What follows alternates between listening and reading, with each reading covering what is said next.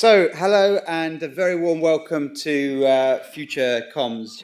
I just want to, on behalf of Mynewsdesk, I want to thank everyone actually for coming. We're very proud to now serve about 60,000 communicators from 5,000 different brands, including some wonderful companies here in the UK like the Met Police or British Telecom or the innovators like Shazam.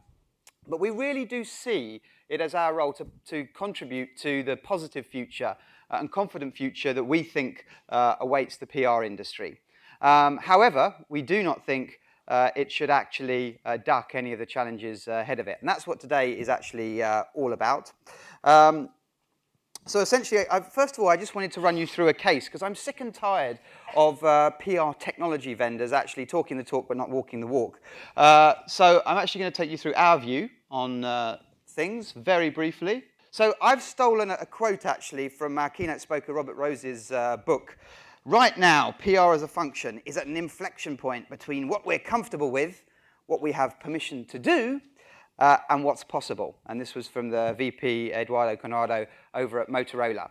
And I believe that's where we are as an industry, and we need to just do some good stuff, basically, apart from just debate what our future ways. So earlier this year, actually, we looked at, I want to introduce you to a woman called Kerstin, who's 82 years old, and we did a campaign to highlight some societal issues that we think are an issue. And I'll show you that film right now. To highlight Mynewsdesk, an online newsroom platform, we wanted to show the newsroom from its very best. And we wanted the message to matter, even to the most selective audiences online. So on our client's own platform, we started a conversation on the current issue of the digital divide and created PR history along the way. Kerstin Volgers is 82 years old, and like 1 million other Swedes, had never been online before. The digital divide in our connected society is a relevant and important issue for Mynewsdesk. Because for online PR to work well, we need as large of an audience as possible. We let the world follow Kerstin's first steps online in real-time broadcasts. With a camera strapped on her chest, she invited us to see the world through her eyes. We made our client's tool the platform for the entire campaign, naming it Mynewsdesk Now. The whole world listened and got engaged. How could they not, when getting a chance to discover the internet for a second time? The campaign had an earned reach of close to 200 million people, with an estimated media value of $5 million. Kerstin, 82, became an online celebrity. She started an important conversation on the digital divide. Our client's platform got earned media in Sweden and all over the world. On top of that, they got a case study to show their customers a best practice on how to use real-time communication. That'll come to use, since the campaign increased sales leads with more than 60% within 2 weeks' time. And most importantly, hundreds of millions of people got a reminder that the World Wide Web, despite all its faults, is quite a spectacular place.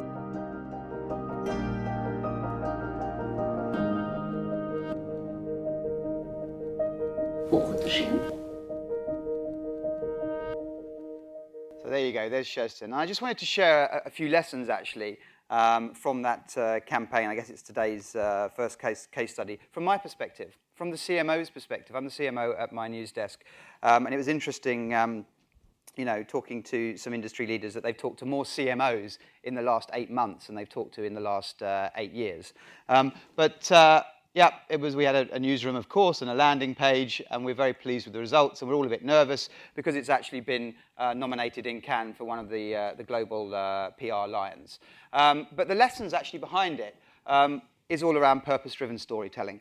One of the proudest things I'm proud of at Mynewsdesk is we now support over 100,000 non-profits with over 1 million euros of our product. They currently have the best stories to tell on our platform. And I know that actually getting to the purpose of organizations is a huge opportunity for PR people. And we'll be doing a lot more of that, both in terms of communications and what we're doing with nonprofits. Of course, I don't need to tell anyone in this room that owned and earned media is the key and a very exciting part of our future But of course, as we all know, paid media becomes part of that mix, and we need to get good at it. Agencies. Many of you here today are from agencies, and I'm very pleased to say that we worked with Deportivo out of Stockholm, now part of Edelman, so we'll have an interesting conversation about their evolution going forward. And what did we learn from working with that agency? Actually, I learned as an in-house person that that agency brought creativity to me, and it brought resources to me that I don't have currently in the organization. But they need to be managed very, very well. The first idea they came to us with was a reality TV star, a teenage reality TV star doing this campaign, and it wouldn't quite have had the same impact. And they were so pleased about the creative idea that they had, but we had to send them packing, and they came back with another idea. But I firmly believe that agencies have a great future going forward to doing both that. Real-time content doesn't have to be difficult. We strapped a camera on her and created a experience and opened up a few social media accounts. So that was good. And I think this is probably one of our biggest challenges, both from a business model and a practice point of view. We need to dare to try new things. We hadn't really engaged too much in Reddit before as an organization. We hadn't really used that as a platform. That's actually where we got all our global coverage. We did an AMA and Ask Me Anything on Reddit, and it was picked up all over the world on a Friday night. And I remember sitting there with the team saying, wow, let's see how this goes. We've never done that before. And that's where, a few hours later, we were getting coverage in, the dailies here, in the Washington Post, all over the world. So we just need to dare to try new things. And as I'm sure Robert will remind us of later, I know this is a campaign, right? It's just a campaign. And that's certainly not enough. It is about building long-term assets with what we're doing. But you know what? Sometimes a campaign helps. And you know what? Also, me as a CMO, that advertising equivalency, it helped. It's not the be-all and end-all, but everyone that just says AVE is dead, we shouldn't use it, do you know what? Slightly.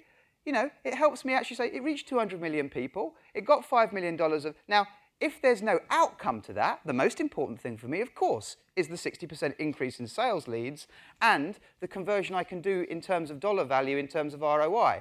But just as one metric, don't forget it completely and be so embarrassed about it that you don't even dare to talk to your clients about it. It's one little element of what we do. So this is what I think we need to do. Success is the ability to go from one failure to the other without the loss of enthusiasm. He's my favorite strategist, and he knows how to win a war. So we can do that. Just before I introduce our keynote speaker here, Robert Rose from the Content Marketing Institute, I'm taking another quote from his new book as my final slide here, which is again from Eduardo Contano. We can't stay married to yesterday, and we can't be afraid of tomorrow. So that's my main message for you today.